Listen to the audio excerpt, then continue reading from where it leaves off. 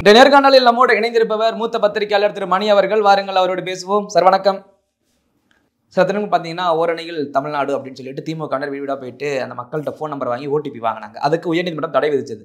அதற்கு மேல்முறையீடாக உச்சநீதிமன்றத்துக்கு திமுக போச்சு. இப்போ உச்சநீதிமன்றமும் தடை அப்படிங்கிற பட்சத்தில் ஏன் இதுக்கு திமுக இந்த அளவுக்கு ஆர்வம் காட்டுது? பதவி ஆசை தான், வேற என்ன. எப்படியாவது தேர்தலில் ஜெயிக்கணும், ஒட்டுமொத்த தமிழ்நாடு பாப்புலேஷனையும் திமுகவில் சேர்த்துடணும். இன்னும் 8 கோடி பேரையும் சேர்க்கறதுனால சேர்த்துருவாங்க.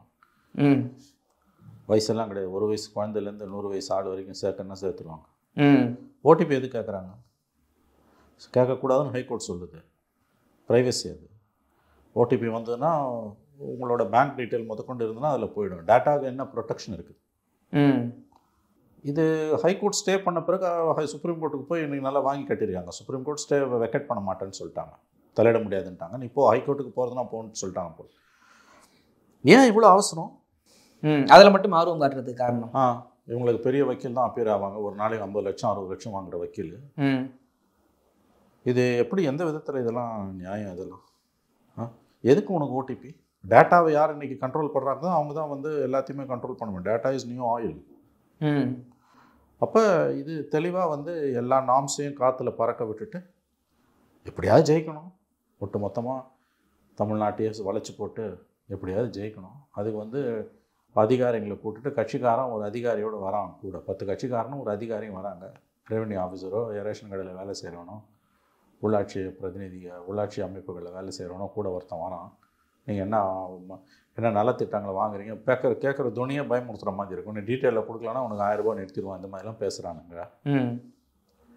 அப்புறம் அவன் நம்பரை கேட்குறாங்க. இந்த பக்கம் திரும்பும்போது ஓடிபி வருது. இது வாங்கக்கூடாதுன்னு ஹைகோர்ட் சொல்லியிருக்கு. எதுக்கு நீ சுப்ரீம் கோர்ட்டுக்கு போகிற? பதவி வெறி தான், வேற ஒன்றும் காரணம் கிடையாது. இல்லை, அந்த ஓடிபியில் வந்து நீங்கள் சொல்கிற மாதிரி நம்ம கட்சியில் தொண்டர்கள்னு காட்டுறதுக்காகவா, இல்லை இதன் மூலமாக ஓடிபியை வாங்கி நீங்கள் சொல்கிற பேங்க் டீட்டெயில்ஸ் இருந்து அது பணப்பட்டுவாடன்றது ஈஸி? அதுதானே இப்போ பணப்பட்டுவாடும் ஈஸி. இப்போ நாளைக்கு எலெக்ஷன் கமிஷன் டைட் பண்ணுவான் எப்படியும். ஏன்னா இவங்க வந்து கேஷ் ஃபார் ஓட்ஸில் இவங்க கில்லாடிங்க. உலகத்துலேயே வந்து பணத்துக்கு ஓட்டுக்கு காசு கொடுக்கறதுல கின்னஸ் ரெக்கார்டு படித்தவங்க திமுக காரங்க தான். அதனால் இது வந்து உறுப்பினர் சேர்க்கைன்றது கிடையாது. கொத்தா சேர்க்குறாங்க. ஒரு கட்சியில் 2 கோடி பேர் எப்படிங்க உறுப்பினராக இருப்போம்? அப்படி உறுப்பினராக இருந்தால் கூட்டணி கட்சியாக தேவையில்லை. உனக்கு 234 நீங்களே இன்னும் ஜெயிச்சுட்டு போகலாம். ஆனால் இன்னொரு பக்கம் ஊரில் போகிற வரவங்களாம் எல்லாம் குட்டி கட்சி 1 மெம்பர் பார்ட்டியெல்லாம் கூப்பிட்டு பேசிகிட்டு இருக்கீங்க. முதலமைச்சர் நல்லா விசாரிக்கிறாங்கன்ற போர்வையில் எல்லா கட்சிக்காரனும் வந்து உங்களை பார்க்குறாங்க. அவங்களெல்லாம் கூட்டணியில் சேர்க்க தான் போகிறீங்க. இன்னும் சில கட்சிகள் கூட்டணிக்கு வரும்னு ஸ்டாலினே சொல்கிறாரு. ஒரு பக்கம் உங்களுடன் ஸ்டாலினே 2 கோடி பேர் சேர்ந்துட்டாங்க. ஓடிபி போட்டு ஊரில் இருக்கவனெல்லாம் கொண்டு வந்து ஒட்டுமொத்த தமிழ்நாடையும் திமுகவில் சேர்த்துக்கிறது. இன்னொரு பக்கம் எல்லா கட்சிக்காரனும் கூப்பிட்டு சேர்த்துக்கிறது. என்ன கதை, என்ன முரண்பாடு இது? பதவி தான், தேர்தல் பயம்தான், தோல்வி பயம் வந்து விட்டது திமுகவுக்கு. அதனால் ஓடிபின்றது வந்து சட்டப்படி தப்பு. இது உனக்கு டீட்டெயில் வந்து டேட்டா வந்து கவர்மெண்ட்டுக்கிட்ட இருக்க வேண்டிய டேட்டா கட்சிக்கிட்ட எப்படி போகும்? இப்போ இவங்க மேலே வைக்கிற குற்றச்சாட்டே கட்சி அரசாங்கத்தோட டேட்டா, அந்த பலனாளிகள் 1000 ரூபாய் வாங்குறவங்க அந்த டேட்டாலாம் அவங்ககிட்ட போயிருக்குன்றாங்க. நிறைய காணொலிகளை பார்க்க முடிஞ்சு. கவர்மெண்ட் சர்வெண்டே போகிறாங்க. நீ ஓடிபி வாங்கி அது உறுப்பினர் ஆகிறன்னு போது கண்டிப்பாக பேங்க் எந்தெந்த மொபைல் நம்பர்ஸ் பேங்க் லிங்க்டோ அந்த எல்லாம் ஓடிபி மூலமாக நீ கண்டுபிடிச்சி கிளியராக நீ வந்து பணப்பட்டுவாடாக பண்ண போகிறாது. அதுக்கும் பயன்படும். அதுக்கு முன்னால் அந்த டேட்டா உனக்கு எதுக்கு தேவையே இல்லை. உனக்கு டேட்டா ப்ரொடெக்ஷனே கிடையாது. அதான் ஹைகோர்ட் மெட்ராஸ் ஹைகோர்ட் கேட்டுச்சு மதுரை பெஞ்சில். நீ இதை வந்து இந்த சர்வர்ஸ் எல்லாம் மெயின்டைன் பண்ணுறவங்கலாம் ஃபாரின் கம்பெனிஸ் இருக்கான் உள்ளுக்குள்ளே, பெரிய பெரிய கம்பெனிஸ். அவன் இந்த டேட்டாவை பாதுகாப்பாக வைப்பான்னு என்ன உதாரணம்? வேறு எவனா காசு கொடுத்தா இந்த மொத்த டேட்டாவை அவன் அங்கே கொடுக்க போகிறான். அதனால தானே ஸ்டே பண்ணுறாங்க. இதையே பிஜேபி பண்ணிச்சுன்னா இவனை விடுவானுங்களா திமுக காரனுங்க? நான் கேட்குறேன். திமுகவோட தொங்கு சதையாக இருக்குது இந்த கூட்டணி கட்சி. அத்தனை பேர் ஏன் வாய் பொத்திருங்க? நாளைக்கு அவனுங்களுக்கு எதிராக திரும்ப போகுதுங்க. இந்த டேட்டா வச்சு திமுகவோட மேலாதிக்கம் என்பது ஒட்டுமொத்த தமிழ்நாடு மேலே நிறுவப்பட போகிறது. அப்போ இன்னைக்கு கூட்டணி கட்சியில் இருக்கும், நாளைக்கு எதிர்கட்சியில் இருப்பான். காலம்பூரா ஒன்றும் திமுகவில் கொத்தடிமையாக இருக்க முடியாது. 2 இடதுசாரிகளும் காங்கிரஸும் விசிகாவும் இன்றைக்கி இருக்கான். இந்த எலெக்ஷனில், அடுத்த எலெக்ஷனில் இருப்பானா, அதுக்கு அடுத்த எலெக்ஷன் இருப்பானா தெரியாது. அப்போ இவர்கள் திமுக எதிரணிக்கு போகும்பொழுது அப்போ தான் இந்த வலியும் வேதனையும் அவனுக்கு தெரியும். இந்த டேட்டாவை யார் கண்ட்ரோல் பண்ணுறாங்களோ அவங்க தான் வந்து தேர்தல் நேரத்தில் ஈஸியாக ஜெயிக்க முடியும். இப்போ பீகாரில் வந்து ஸ்பெஷல் இன்டென்சிவ் ரிவிஷன் சொல்லக்கூடிய அந்த சிறப்பு ஆய்வை வந்து எல்லா கட்சியும் எதிர்க்குது, திமுக எதிர்க்குது. கரெக்ட், நியாயமான எதிர்ப்பு. அது உண்மையிலே அது கரெக்டு தான், ஒத்துக்கிறேன். ஆனால் அதே மாதிரி தான் வந்து பல அரசாங்க எந்திரத்தை பயன்படுத்தி நீங்கள் டேட்டாவை கலெக்ட் பண்ணுறதும் தப்பு இல்லை. இப்போ என்ன வித்தியாசம்? உங்களுக்கு என்ன வித்தியாசம்? உங்களுக்கு அவன் தனக்கு பிடிக்காதவன ஓட்டர் லிஸ்ட்லேருந்து எடுக்கிறான், நீங்கள் வந்து வளைச்சு போடுறதுக்கு எடுக்கிறீங்க. நாளைக்கு தேவையில்லைன்னா நீங்களும் வந்து ஓட்டர் லிஸ்ட்லாம் உன் பேர் எடுக்க சொல்லுவீங்க. அதுவும் அதிகார துஷ்பிரயோகம், இதுவும் அதிகார துஷ்பிரயோகம் தானே. மோடி கவர்மெண்ட்டு எலெக்ஷன் கமிஷனை கைப்பாவையாக வச்சு எல்லா வேலையும் செய்யுதுன்னு நீங்கள் சொல்லக்கூடிய குற்றச்சாட்டு உண்மை. ஆனால் நீங்கள் இங்கே பண்ணக்கூடிய அந்த டேட்டா திருடுற வேலையை யார் என்ன பண்ணுறது? டேட்டா தானே எடுக்கிறீங்க நீங்கள். இல்லை, எல்லாரும் காமனாக பார்க்குறது நம்ம பார்த்த மாதிரி இந்த உறுப்பினர் எண்ணைக்காக ஒரு பக்கம், இன்னொரு பணப்பட்டுவாடாவை தாண்டி நீங்கள் சொல்கிற டேட்டாவை திருடுறாங்கன்னா என்னுடைய ஒட்டுமொத்த தகவலும் அவர் தெரிஞ்சுன்னா ஏன்னா எப்படி ஹேண்டில் பண்ணணும்னு அதை தானங்க அவன் எடுக்கிறான். அவன் வந்து ஏங்க ஸ்டே பண்ணுறான் ஹைகோர்ட்டு? மறைமுகமாக அது டேட்டாவை நீங்கள் எடுக்கிறீங்கன்றது தானே. டேட்டா உங்கள் கண்ட்ரோலுக்கு போகுதுன்னா என்ன அர்த்தம்? உயர்நீதிமன்றம் தானே உச்சநீதிமன்றம் போறாங்கன்னா இது யாருமே எதிர்த்து யாருமே குரல் கொடுக்கல இப்போ வரைக்கும். இல்லை, உச்சநீதிமன்றத்தில் அது அவங்க உரிமை. உச்சநீதிமன்றத்தில் அப்பீலுக்கு போகிறத நம்ம குறை சொல்ல முடியாது. அது அவங்க உரிமை. எந்த ஒரு கட்சியும் எந்த ஒரு அமைப்பும் எந்த தனிநபரும் அவங்களுக்கு உயர்நீதிமன்றத்தில் அவங்களுக்கு ஒரு தீர்ப்பு சாதகமாக வரலன்னா அவங்க உச்சநீதிமன்றம் போகிறது அது அவங்க உரிமை. அதை நம்ம கண்டிக்க முடியாது. அது கண்டிச்சோன்னா அதுக்கு நீதிமன்றம் அவமதிப்பாகும். அது பிரச்சனை, அது இல்லை. முதல்ல இந்த அணுகுமுறை உங்களுக்கு ஏன் வருது? உயர்நீதிமன்றம் சொல்லும்போது தான் உங்களுக்கு புத்தி வரணும். இல்லை, இதுக்கு என்ன இவ்வளோ அவசரம் உனக்கு? டேட்டா மேலே உனக்கு என்ன இவ்வளோ கண்ணு? இப்போ 1 கோடி பெண்கள் வந்து 1000 ரூபாய் மாதம் வாங்குறாங்க மகளிர் உரிமை தொகை. அவங்க டேட்டா எல்லாமே வந்து போக வேண்டியவங்க கைக்கு போயிருக்குன்றாங்க. அவங்க டேட்டா போக வேண்டியவங்க கைக்கு போயிருக்கு, யாருன்னு எல்லாருக்கும் தெரியும். அதனால தானே நீ இவ்வளோ வந்து ஓடிபிக்கு தடை கொடுத்தா உனக்கு ஏன் நோவுது? நான் கேட்குறேன். ஓடிபிக்கு தடை கொடுத்தா உனக்கு எதுக்கு இவ்வளோ? அபிஷேக் மனு சிங்கிற்கு 50 லட்சம் ரூபாய் ஃபீஸு. அவரை கொண்டு போய் அங்கே நிறுத்துற நீ ஒரு நாளைக்கு கேஸ் இன்னைக்கு அர்ஜென்ட் ஆகி நாளைக்கு வந்து நாளைக்கு 50 லட்சம். அவ்வளோ செலவு பண்ணி நீ எதுக்கு போகிற? அவ்வளோ என்ன உங்களுக்கு அதில் அவ்வளோ ஒரு குறி ஏன்னா டேட்டா இருந்துன்னா நம்ம ஃபோக்கஸ்டாக அடிக்கலாம். இல்லை, ஃபோன் நம்பர் வேறு நீங்கள் வாங்குறீங்க. பல நாளிகள் இருந்து அவங்க பேர் கொடுக்குறாங்க. ஓரணியில் தமிழன் இவனே சேர்க்குறான். நீங்கள் எத்தனையோ பேருக்கு என்னால் சொல்ல முடியும். நீங்கள் என்ன ஸ்கீமில் இருக்கீங்க, உங்களுக்கு என்ன ஒழுங்காக வருதா, 1000 ரூபாய் எல்லாம் கேட்டு அவங்க நம்பரை வாங்கின பிறகு இப்படி திரும்பினா அவங்களுக்கு மெசேஜ் வருது, நீங்கள் திமுகவில் உறுப்பினர் ஆகிவிட்டீர்கள். மெசேஜாகவே வந்துடுது. ஆமாம், அவங்க உறுப்பினரே ஆகலை, சிரிக்கிறாங்க. வலுக்கட்டாயமான எதுக்கு டேட்டாவை அப்படியே ஸ்டோர் பண்ணுறதுக்கு? இதுதான் டேட்டா திருட்டு. அதான் சுப்ரீம் கோர்ட் வந்து நீங்கள் வந்து ஓடிபி இது பண்ணக்கூடாதுன்னு சொல்லி நீ அரசு எந்திரத்தை பயன்படுத்தி திமுகவுக்கு டேட்டாவை எடுக்கிற. தனிப்பட்ட முறையில் திமுக டேட்டா எடுக்குதுன்னா அது வேற. அதை அது ஆதாரம் இல்லாமல் நம்ம பேச முடியாது. ஆனால் இது தெளிவாகவே அரசாங்கம் 10 கட்சிக்காரன் ஒரு அரசு அதிகாரி கூட நின்று தான் நீ வந்து பல நாளிகள்கிட்ட டீட்டெயில்ஸை கேட்குற. அந்த அந்த அந்த அந்த முறையே ஒரு அச்சுறுத்துற முறையில் இருக்குது. இது ஃபோர்ஜரி தானே சொல்லலாங்க. ஃபோர்ஜரி கிடையாது, இது ஃபோர்ஜரி கிடையாது. தெரிஞ்சே அவங்க கிட்ட இருந்து தகவல்களை வாங்குறாங்க. இப்போ எப்படி இந்த ஒருத்தன் நார்த்லேருந்து கால் பண்ணி கார்டு மேலே 16 நம்பர் சொல்லுங்கள், உங்களுக்கு ஓடிபி வரும் சொல்லுங்கள் அப்படின்னு சொல்லி பணத்தை அவன் திருடுறான். இவங்க நேரடியாக சொல்லி தகவலை அவங்களுக்கு தெரியாம தான் எடுக்கிறாங்க. இது அதுதான் சொல்கிறேன். நான் உறுப்பினர் ஆவதற்கு சம்மதிக்காத, நீங்கள் உறுப்பினராங்களான்னு கூட கேட்காதவங்க நீங்கள் திமுக உறுப்பினர் ஆகிட்டீங்கன்னு மெசேஜ் போகுது. இப்போ அவங்களுக்கு என்ன வித்தியாசம்? நீ எதுக்கு டேட்டா மேலே இவ்வளோ குறியா இருக்க? அதுதான் இன்றைக்கி சுப்ரீம் கோர்ட்டு ஸ்டே தள்ளிட முடியாதுன்னு சொல்லியிருக்கு. இப்போ அடுத்து வேறு என்ன, அதை மாற்றி அதை திசை திருப்பதில் அதை மீறி மறுபடியும் வேறு ஏதாவது குறுக்கு வழியில் போய் இதை சாதிக்கிறதுக்கு ஏதாவது தில்லாலங்கடி வேலை பண்ணுவாங்க. கண்டிப்பாக பண்ணுவாங்க. ஆனால் பின்வாங்கிறது மட்டும் கிடையாது. திருந்த மாட்டாங்க. மக்களாக பார்த்து தீர்ப்பு கொடுத்தா தான் உண்டு. இவர்கள் திருந்துவதாக எனக்கு தெரியவில்லை. இவர்கள் திருந்துவார்கள் என்று நான் நம்பவில்லை. அவர்களை பதவி வெறி பிடித்து ஆட்டுகிறது. இதெல்லாம் என்னங்க? இதெல்லாம் 2 கோடி பேர் ஒரு கட்சியில் உறுப்பினர் ஆகணும்னு சொல்கிறாங்க. ஏங்க 2 கோடி பேர் எந்த கட்சியிலுமே உறுப்பினர் ஆக முடியாதுங்க. அதை புரிச்சுக்கோங்க. இல்லை, தமிழ்நாட்டில் 8 கோடிக்கு 5 கோடி வாக்காளராக வச்சா கூட இப்போ திமுக 2 கோடிக்கு மேலே சொல்லுது. விஜய்க்கு இந்த ஏதோ ஒரு ஸ்கீம் மூலமாக அவங்க 2 கோடி 3 கோடி தான் அழி கூட வேண்டிதான். அவன் உறுப்பினர், அவன் சம்மதம் இல்லாமல் தானே நீ அவனை உறுப்பினர் ஆக்குற. அவன் அரசாங்கத்தால் பலனடையக்கூடிய திட்டங்களை பற்றி அவனுக்கிட்ட கருத்து கேட்டு அவன் நம்பரை வாங்கும்போது இப்படி திரும்பி பார்க்கும்போது நீ இன்னொரு டேட்டாவை ஃபீட் பண்ணுறான். உனக்கு 10 நிமிஷம் இல்லை 10 செகண்டில் உனக்கு மெசேஜ் வருது, நீங்கள் திமுகவில் உறுப்பினர் ஆகிவிட்டீர்கள். இல்லைன்னு சொல்லுங்கள். எவ்வளோ கேஸ் இருக்குது தெரியுமா அந்த மாதிரி? எதை பற்றி இந்த கவர்மெண்ட்டுக்கு கவலை கிடையாது.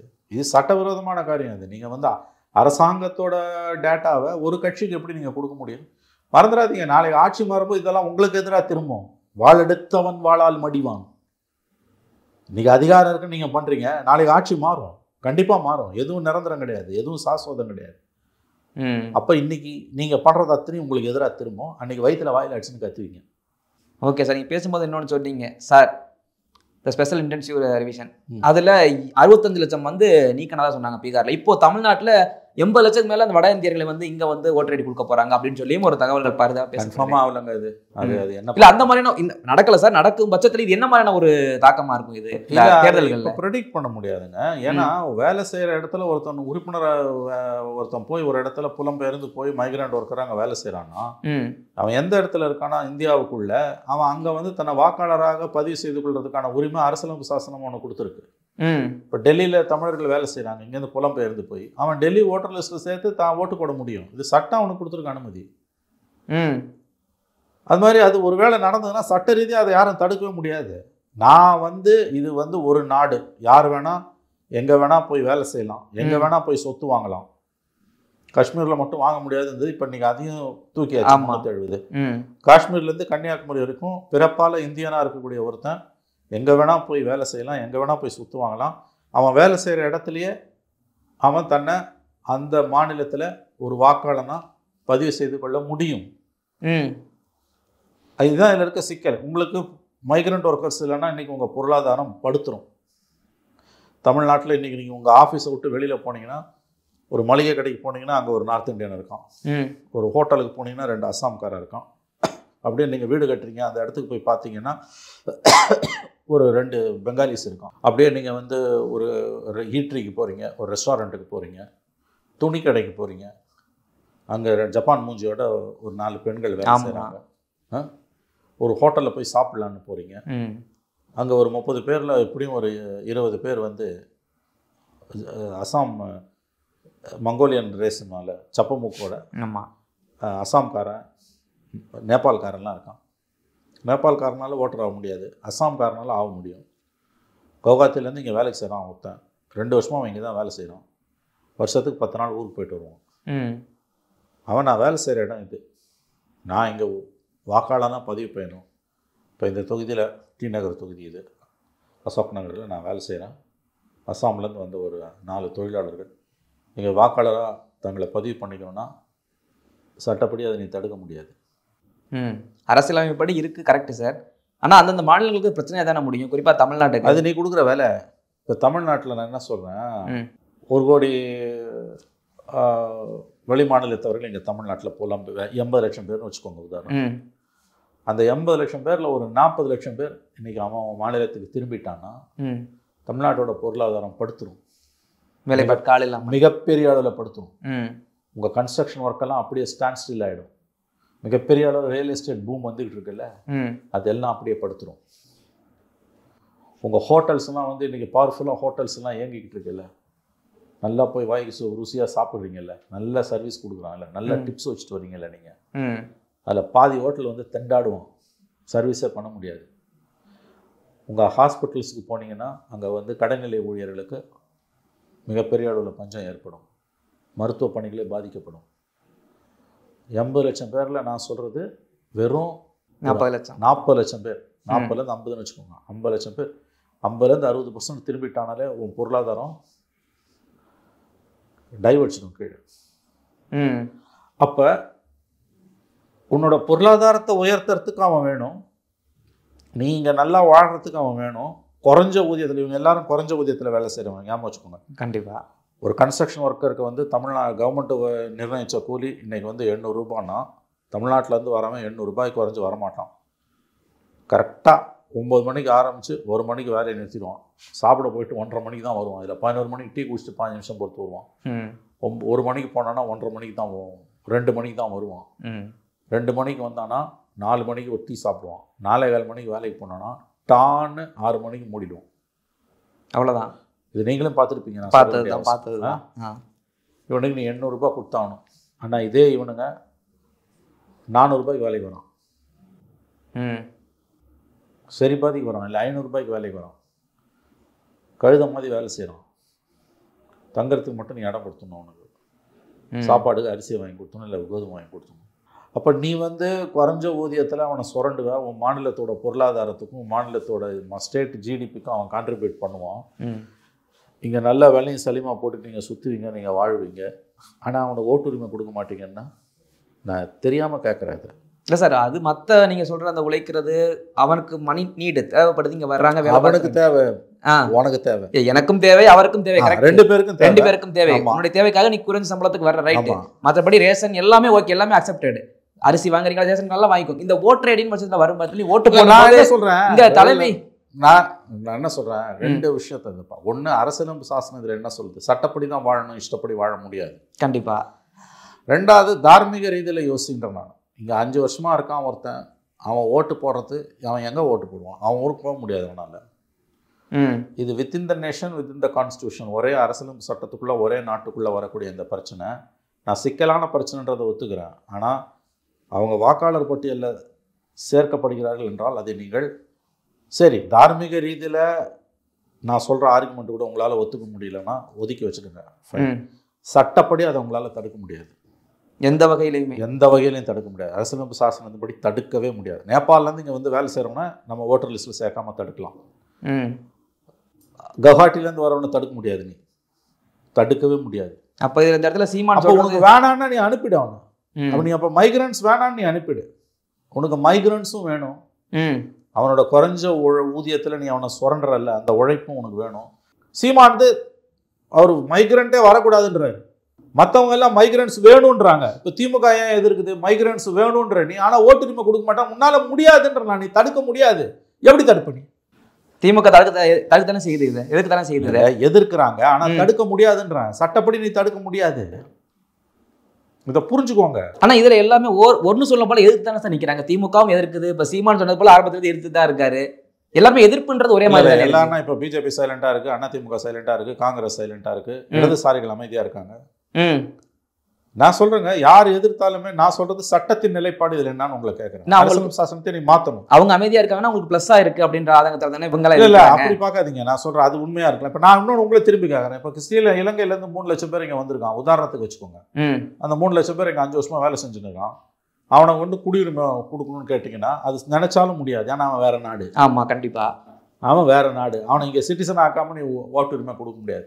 அந்த மாதிரி இஷ்யூ இருந்ததுன்னா பரவாயில்ல. சரி, அப்படி இந்த வரவன் இப்ப இப்படி வச்சுக்கோங்களேன், நீங்க வந்து பெங்கால்ல இருந்து கேரளாக்கு போறான், வெஸ்ட் பெங்கால்ல இருந்து கேரளாக்கு வேலை செய்ய போறான், ஒரு உதாரணத்துக்கு நான் சொல்றேன். அங்க வந்து அவனுக்கு வாக்குரிமை கொடுக்கலாமா வேணாமான் போது கம்யூனிஸ்ட் ஒன்றும் பெருசா எதுக்க மாட்டாங்க. ஏன்னா அங்க பெங்கால்ல கம்யூனிஸ்ட் இருக்கான், இங்கேயும் கம்யூனிஸ்ட் இருக்கான்னு நினைச்சுப்பாங்க. ஆனா இதுல மோடியும் பிஜேபியுமே டபுள் வேஷம் போடுறாங்கன்றதை நான் ஒத்துக்கிறேன். இப்ப குஜராத்ல 1 லட்சம் தமிழர்கள் இருக்காங்கன்னு வச்சுக்கோங்க. அதில் இந்த மாதிரி திடீர்னு ஒரு எக்ஸோடஸ் போகுது. ஒரு 10 லட்சம் தமிழர்கள் வந்து குஜராத்தில் மைக்ரண்ட்டாக இருக்காங்க. 10 லட்சம் பேருக்கு அங்கே டெம்பரரியாக இருக்காங்க. அவங்களுக்கு வாக்குரிமை கொடுக்கணும்னா மோடி அமித்ஷா ஒத்துப்பாங்களா? 10 லட்சம் பேர் குஜராத்தில் வாக்குரிமை வாங்கினான்னா அவன் யாருக்கு போடுவான்? காங்கிரஸுக்கு தான் போடுவான், பிஜேபிக்கு பிடிக்காது அவனுக்கு. ஆனால் அதுவும் சட்டப்படி தப்பு, நீ தடுக்க முடியாது. என்னோட பாயிண்ட்டை நீங்கள் புரிஞ்சுக்கோங்க நல்லா. அதாவது அரசியலமைப்பு சாசனம் சொல்லுவது புலம்பெயர்ந்தவர்கள் அந்தந்த மாநிலத்தில், அதை தான் எலெக்ஷன் கமிஷன் சொல்லுது, எங்கெங்கே வேலை செய்கிறானோ அந்த இடத்துல வாக்காளனாக தன்னை பதிவு செய்து கொள்ளக்கூடிய உரிமை அரசியலமைப்பு சாசனம் அவனுக்கு கொடுத்துருக்குன்றாங்க. நீங்கள் வேணால் அரசியலமைப்பு சாசனத்தை மாற்றுங்க, இல்லை சுப்ரீம் கோர்ட்டில் போய் வேறு கிளாரிஃபிகேஷன் வாங்கிட்டு வாங்க. அது இல்லாமல் இங்கே வந்து எங்கள் அரசியல்னா துரைமுருகன் ரகுபதி மந்திரி எல்லாம் பேசுறது அபத்த களஞ்சியமாக இருக்கு. அவங்க அரசியல் வேற, நம்ம அரசியல், இந்த கதையே வேணும். சட்டம் என்ன சொல்லுது அதை மட்டும் பாரு. சட்டப்படி தான் நீ வாழ முடியும். சட்டப்படி ஓகே சார், நீங்க சொல்ற லாலா ஓகே, அதை தாண்டி நம்ம பேசுவோம். அதை தாண்டி அவர்கள் வரும் பட்சத்தில் இது மிகப்பெரிய ஒரு தமிழ்நாட்டில் என்ன மாதிரியான ஒரு பின்னடைவு, ஏதாச்சும் ஆபத்துன்னு எதை சொல்லுவீங்க? ஆபத்துன்னு ஒன்றும் இல்லை, அரசியல் மாறும், பிஜேபி வளரும், அதிமுக வளரும். அப்படி மைக்ரண்ட்டை வேணான்னு சொல்லிடுன்ற நான். உனக்கு வந்து லட்டும் வேணும் இதுவும் வேணும்னா அது எப்படி உங்களுக்கு வந்து அது வேலைக்கு ஆகாது. இல்லை நீங்கள் அதாவது ஆங்கிலத்தில் சொல்லுவாங்க, you want the cake and eat it டூன்னுவாங்க. கேக் வந்து அப்படியேவும் பிளேட்டில் இருக்கணும், ஆனால் நான் சாப்பிடவும் செய்யணும்னா எப்படி வேணான்னு சொல்லி. இப்போ சீமான் சொல்கிறது நம்ம அந்த விதத்தில் ஒரு லாஜிக்கலி அவருக்கு ஒரு கன்சிஸ்டன்சி இருக்குது. மைக்ரண்ட்டே வரக்கூடாது சொல்கிறாருல, அந்த ஸ்டாண்டர்டை. போன 2 வருஷத்துக்கு முன்னால் மைக்ரண்ட் ஒர்க்கர்ஸுக்கு எதிராக இங்கே கலவரம் நடக்கும்போது திமுக மிகப்பெரிய அளவில் அதை எதிர்த்து பேசிட்டு அது நியாயமானது. போலி வீடியோ போட்ட பிஜேபிக்காரன் அங்கேருந்து போய் போலீஸ் பிடிச்சின்னு வந்து அவங்க மதுரை ஜெயிலில் ஒரு 9 மாதம் கடந்தான். அவன் பிஜேபிக்காரன், அவன் வீடியோலாம் தப்பாக போட்டான் அப்படின்ட்டு. புலம்பெயர் தொழிலாளர்கள் இது ஒரே இந்தியா, எங்கே வேணால் நம்ம போகலான்னாங்க. அது உண்மை. உங்களோட பொருளாதாரத்துக்கு மைக்ரன்ஸ் தான் ஆனால் ஒன்று மட்டும் நல்லா ஞாபகம் வச்சுக்குவாங்க, இந்த இஷ்யூலாம் எப்படி வேணால் போய் முடிட்டோம். அவன் ஓட்டர் ஆவானா ஆக மாட்டானா நமக்கு அவங்களே பெரும்பாலானவங்க இங்கே ஓட்டராக விரும்ப மாட்டாங்க. எனக்கு தெரிஞ்சது அவனோட கல்ச்சுரல் ரூட்ஸ், கலாச்சார வேர்கள் அவனுக்கு அவன் மாநிலத்தில் இருக்குது. ஒன்று மட்டும் ஞாபகம் வச்சுக்கோங்க, இந்த புலம்பெயர் தொழிலாளர்களில் ஒரு 50% இன்னைக்கு நாடு திரும்பினா கூட தமிழ்நாடு தண்ணி குடிச்சிட்டோம். தமிழ்நாடு தண்ணி பொருளாதாரத்தில் மோசமாயிடும். உங்களுக்கு ஆள் கிடையாதுங்க. அன்னைக்கு அந்த 2 வருஷத்துக்கு மேலே இந்த இன்சிடென்ட் நடந்தப்போ கன்ஸ்ட்ரக்ஷன் சைட்டெல்லாம் அப்படியே பாதியில் நின்றுச்சு. நமக்கு அது ஒரு பெரிய சிக்கல் இருக்குது, மிகப்பெரிய அளவில் சிக்கல் இருக்குது. இன்றைக்கி அவங்க வந்து வேளாண் தொழில் வரைக்கும் வந்துட்டாங்க. ஆமாம், கிராமங்களில் இன்றைக்கி வேலை செய்கிறாங்க. உங்களுக்கு தெரியும், புலம்பெயர் தொழிலாளர்கள். நீங்கள் எனக்கு அவன் வேணான்ற ஒரு முடிவை நீங்கள் எடுக்கிறீங்கன்னா எதன் பொருட்டாவது, நான் சொல்கிறது ஒரு 50% அவன் மாநிலங்களுக்கு திரும்பிட்டானா கூட தமிழ்நாட்டில் இன்றைக்கி இருக்கக்கூடிய புலம்பெயர் தொழிலாளர்கள் ஒரு 50% எண்ணிக்கை குறைந்தால், வாபஸ் பெறப்பட்டால் தமிழ்நாடு பொருளாதாரம் அதில் பாதாளத்துக்கு போகும். அந்த நெருக்கடியில் நீங்கள் இருக்கீங்க, அந்த ஒரு ரிஸ்க் இருக்குதுங்க. பட் அதை தாண்டி அவங்க அதில் வந்து உங்களுக்கு வந்து நான் இன்னொன்றுங்க, அவன் ஓட்டர் ஆகணுன்றது எல்லாரும் ஓட்டராக விரும்ப மாட்டாங்க. அதையும் ஞாபகம் வச்சுக்கோங்க. இடைத்தேர்தல் பார்த்துருப்பீங்கன்னு நினைக்கிறேன் சார், அந்த ஈரோடு அதில் எத்தனை பேர் நார்த் இந்தியன் பீப்புள்ஸ் நிறையா அதுக்குன்னே தனியாக திமுக அதுக்குன்னு ஸ்பெஷலாக போயிட்டு ஓட்டு கேட்டு வந்தாங்க. அவ்வளோ மக்கள் அதுக்குன்னு ஓட்டு போட ஒரு கணிசமாக இருந்ததே பார்க்க முடியாது. அதாங்க இந்தியிலலாம் போஸ்ட் அடிச்சு ஓட்டுறாங்க. ஆமாம். இப்போ நான் என்ன சொல்கிறேன், நீங்கள் இது இது இது இந்தியாவோட புதிய பிரச்சனைங்க. இது வளர்ச்சியில் வரக்கூடிய பிரச்சனை. சட்டப்படி புலம்பெயர்ந்தவன் வசிக்கக்கூடிய இடத்தில் நான் 4 வருஷம் இங்கே தான் இருக்க போகிறேன்னா இந்த 4 வருஷம் நான் இங்கே ஓட்டராக என்ன பதிவு பண்ணிப்பேன். அது 5 வருஷம் 6 வருஷம் கூட ஆகலாம். மறுபடியும் என் மாநிலத்துக்கு போகும்போது நான் இங்கே அந்த ஓட்டர் லிஸ்ட்லேருந்து என் பேர் எடுத்துகிட்டு அங்கே போய் நான் சேர்த்துக்கலாம். அது எனக்கு சட்டம் கொடுத்துருக்கக்கூடிய உரிமை. அப்படி தான் எலெக்ஷன் கமிஷன் அதை நியாயப்படுத்துது. அது கரெக்டும் கூட. என்னை பொறுத்த வரைக்கும் உங்களுக்கு எண்ணிக்கை அதிகமாக இருக்குன்றதுனால நீங்கள் பயப்படுறீங்க. பெரும்பாலானவங்க எனக்கு தெரிஞ்சு ஓட்டர் லிஸ்ட்டில் வர விரும்ப மாட்டாங்க. அவனோட ரூட்ஸ் அங்கே இருக்குது. அவன் இங்கே வருவான், சாப்பிடுவான், கொள்வானே தவிர அவனுக்கு பிடிக்காது, இவங்களை பிடிக்காது. அதே நேரத்தில் அவங்க ஒன்றும் பிஜேபி ஒன்றும் ஸ்ட்ராங்காகவும் கிடையாதுங்க. எல்லாரும் ஒன்றும் பிஜேபிக்கெல்லாம் போடவும் மாட்டான். அதையும் ஞாபகம் வச்சுக்கோங்க நீங்கள். அதனால் இந்த பிரச்சனையை வந்து இது ஒரு சிக்கலான பிரச்சனைன்றதை நான் ஒப்புக்கொள்கிறேன். ஆனால் இவங்க திமுக, துரைமுருகன், ரகுபதி, திமுக கத்துற மாதிரி, விசிகா, சீமான்லாம் கத்துற மாதிரிலாம் இது இந்த பிரச்சனைக்கு தீர்வு காண சட்டப்படி முடியாது. தண்ணி குடிப்பீங்க நீங்கள் சுப்ரீம் கோர்ட்டுக்கு போனாலும். ஆமாண்ணா நான் வந்து வாக்காளர் லிஸ்ட்டில் என்ன சேர்த்துக்கிறேன்னு சொன்னான்னு சேர்த்து தான் ஆகணுமே. அவனு அந்த அரசியல் நீங்க எதிர்கொண்டு தான் நாங்க வேண்டும். கடைசியா ஒன்னே ஒன்று மட்டும், அந்த சீமான் நேற்று இந்த மாடுகளை குடிச்சுக்கிட்டு மலையில ஏறினாரு, அதை பார்த்துருப்பீங்க. நிறைய எதிர்ப்புகளும் அந்த காவல்துறை எதிர்த்தாங்க. அதையும் மீறி அவர் வந்து மாடுகளை மேய்ச்சி, அவருடைய நோக்கம் நல்ல நோக்கம்னு நான் நினைக்கிறேன். மேய்ச்சல் நிலம் அது என்னமோ எனக்கு அதில் தப்பு இருக்கிறதா தோணலை. அவருடைய செயல்பாடுல எனக்கு இந்த கோளாறும் இல்லை. அவர் ஒரு நல்ல விஷயத்தை தான் அவர் சொல்றாரு. அவர் அதை சொல்கிற விதத்தில் சில பேருக்கு அதில் விமர்சனங்கள் இருக்கலாம். அவரோட பாயிண்ட் கரெக்டு தானங்க. மேய்ச்சல் நிலங்களை வந்து பெரிய அளவில் இன்னைக்கு வந்து இழந்துகிட்டு இருக்கோம் நம்ம, இல்லையா? கவர்மெண்ட் சிரிப்பா பார்க்குறாங்க நிறைய பேர். அது தனிப்பட்ட முறையில் சீமான் மீது கோபத்திலையும் எள்ளி நகையாடக்கூடியவர்கள் அவங்க பார்ப்பது எப்பயுமே நோக்கத்தை தான் நம்ம பார்க்கணும். ஒரு மனிதன் ஒரு வித்தியாசமான காரியத்தை செய்கிறான் என்றால் அவனுடைய நோக்கத்தை தான் நாம் பார்க்க வேண்டும். அவருடைய நோக்கம் நல்ல நோக்கம். எனக்கு என்னமோ இதில் ஒன்றும் தப்பு இருக்குதா படலை. அவருடைய நோக்கத்தை பற்றி மட்டும்தான் நம்ம பேசணும். மேய்ச்சல் நிலம் வேண்டும் மாடுகளுக்குன்னு அவர் கேட்கிறார். அது ரொம்ப முக்கியம். அதை தான் நம்ம பேசணும். ஒரு மாடை கூட்டின்னு போனாரு, நிறைய கூட்டின்னு போறாரு, நாயை கூட்டின்னு போறாருன்றது பிரச்சனை கிடையாது. அவருடைய நோக்கம் நல்ல நோக்கம். இன்னைக்கு எந்த கட்சியும் பேசாதது அவர் பேசுறாரு. மேய்ச்சல் நிலங்களை நம்ம பாதுகாக்கணுமா வேணாமா? கண்டிப்பா. நம்முடைய மாடுகளுடைய அந்த பாப்புலேஷன்ல வந்து மேய்ச்சல் நிலங்களை நம்பி இருக்கக்கூடிய மாடுகளை தான் நம்ம பெரிய அளவில் நம்முடைய பால் உற்பத்திக்கு நம்பி இருக்கோம். கண்டிப்பா. நம்முடைய பொருளாதாரத்தின் அடிப்படையே வந்து கால்நடை பொருளாதாரமும் விவசாயமும் தான், இல்லையா? அப்போ அதில் ஒரு சிக்கல் இருக்குன்றத அவர் சுட்டி காட்டுறாரு. அவர் சுட்டி காட்டுற முறை வந்து உங்களுக்கு நக்கலாக இருக்கலாம். அதை வந்து நீங்கள் அதை அவரை வந்து நம்ம அவரோட நோக்கத்தை வச்சு தான் எடை போடணுமே தவிர, வழக்கத்துக்கு மாறாக அவர் ஒரு ஸ்ட்ராட்டஜி எடுக்கிறாருன்னா அதை வச்சு அவரை ஏகடியம் பண்ணுறது ரொம்ப தப்பான ஒரு விஷயம். இன்றைக்கி சீமான சமூக வலைதளங்களில் தொடர்ந்து நக்கல் பண்ணுறவங்க யார்? 99% திமுகவால் வளர்த்தெடுக்கப்படுகிற கைக்கூலி. ஆமாம். அவங்களுக்கு ஃபுல் டைம் ஜாபே சீமான விமர்சனம் பண்ணுறது. கிட்டத்தட்ட அவர்கள் ஒரு மனநோயாளிகளாக எனக்கு காட்சி அளிக்கிறார்கள். அது எப்படிங்க ஒரு மனுஷன் 365 நாளும் 24 மணி நேரமும் சீமானை பற்றியே வீடியோ போட்டுக்கிட்டு இருப்பான்? கண்டிப்பாக அவர்கள் மனநல காப்பகத்திற்கு சிகிச்சைக்காக கொண்டு செல்லப்பட வேண்டியவர்கள். நான் அப்படி தான் இதை பார்க்குறேன். அப்புறம் ஒரு மனிதனை அவனுடைய நோக்கங்களுக்காகவும் அவனுடைய கருத்துக்களுக்காகவும் எதிர்க்கணுமே அல்லாமல் அவன் செய்யக்கூடிய ஏதோ 1-2 வித்தியாசமான விஷயங்களுக்காக எதிர்ப்பதும், அவன் எது செஞ்சாலும் எதிர்ப்பதும் முட்டாள்தனத்தின் வெளிப்பாடு. எப்பொருள் யார் யார் வாய் கேட்படும் அப்பொருள் மெய்ப்பொருள் காண்பது அறியும். இன்னைக்கு வேற எந்த கட்சி மேய்ச்சல் நிலங்களை பாதுகாப்பதை பற்றி பேசியிருக்கு? இவர் சொன்னதுக்கு அப்புறம் தான் மேய்ச்சல் நிலம்னா என்னென்ன பதில் பேசுகிறாங்க பல பேருக்கு தெரியல. மேய்ச்சல் நிலம்னா இன்னைக்கு இருக்க கிரவுண்ட் பாப்புலேஷன்ல வந்து நகர்ப்புறங்கள் இருக்கவங்களுக்குலாம், ஊரக பகுதிகளில் இருக்க மாணவர்களுக்கு, பெண்களுக்கும் ஆண்களுக்கும் தெரியும். சிட்டியில் இருக்கவங்களுக்கு என்ன தெரியும்? அதெல்லாம் என்ன அப்படின்னு இப்பதான் பார்க்க ஆரம்பிக்கிறேன். அந்த அளவில் அது ஒரு அட்டென்ஷன் சீக்கிங்கா இருக்குல்ல, மக்கள் கவனத்தை அவர் ஈர்க்கிறார். அது ஒரு ஆரோக்கியமான அரசியலுங்க. இந்த விஷயத்துல பல விஷயங்கள், இப்போ எல்லா விஷயத்துலையும் நான் ஒன்றும் சீமானை ஆதரிக்கல, இதுல நியாயம் இருக்குது, இது நியாயம் இருக்கு. அவர் எழுப்பக்கூடிய பிரச்சனையை பத்தி நம்ம பேசணும். சிவில் சமூகமும் மீடியாவும் அரசியல்வாதிகளும் சீமான் இதன் மூலம் எழுப்புற பிரச்சனையை பத்தி பேசணுமே ஒழிய அவர் மாடை கூட்டிட்டு போறதை பத்தி நக்கல் பண்றதுன்றது வந்து அறிவிலித்தனம். முட்டாள்கள், திமுகவோட கைக்கூலிகள், அறிவாளி அல்சேஷன்கள், அவர்கள் தான் சீமானை விமர்சனம் செய்வார்கள், பாய்ந்து பிராண்டுவார்கள். அவர் பேசும்போது ஒன்று சொல்றாரு, இங்க நம்ம நாடு வேற மாதிரி இருக்குதுப்பா. அதாவது சாராயம் இருக்கக்கூடியவரை வந்து அரசு அதிகாரி, அரசு ஊழியர்னு சொல்றவங்க இந்த மாடு மேய்க்கிறது, பால் இது பண்றத அதை நம்ம அரசு பதவியா பணியா கொண்டு வரலாம்னா அதை வந்து ஒன்று சிரிப்பாங்க, எள்ளி நகையாடுவாங்க அப்படின்றாங்க. ஏன் அந்த மாதிரி என்ன மனப்பாங்க இங்க இருக்குது? மாடு மேய்த்தால் அது கேவலம், அதுவே டாஸ்மாக் வேலை பார்த்தா கூட அது வந்து அரசியல், அது அரசு பணி அப்படின்னு ஏன் எந்த மாதிரியான மனப்பான்மை? நியாயமான கேள்விதான். ஆனால் வாழ்க்கை அப்படிதான் இருக்குது. எனவே அதை கூட நீங்க கடந்து போகலாம். அதுக்கு மாடு மேய்க்கிறவங்களை அரசு ஊழியர் ஆக்க முடியாது. ஆனால் அவர் சொல்லக்கூடிய மேய்ச்சல் நிலங்களை பாதுகாக்க வேண்டும் என்கின்ற கருத்து உன்னதமான கருத்து. அந்த அளவில் சீமானை பாராட்ட வேண்டும். ஓகே சார், எங்களுடைய பல்வேறு கேள்விகளுக்கு உங்கள் நேரத்தை ஒதுக்க பயன்படுத்த மிக நன்றி. தொடர்ந்து பேசுவோம்.